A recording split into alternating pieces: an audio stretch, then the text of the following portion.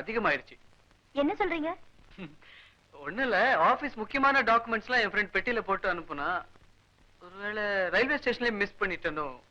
ஏங்க, உங்க ஃப்ரெண்ட் எவ்வளவு முக்கியமான பொறுப்பு உங்ககிட்ட ஒப்படைச்சாரு, இப்படி விளையாட்டுத்தனமா மிஸ் பண்ணிட்டீங்களே. விளையாட்டதான் நினைச்சேன், இப்ப வேணே ஆயிடுச்சே.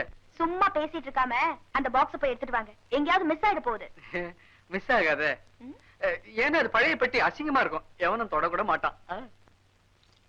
வரட்டுமா?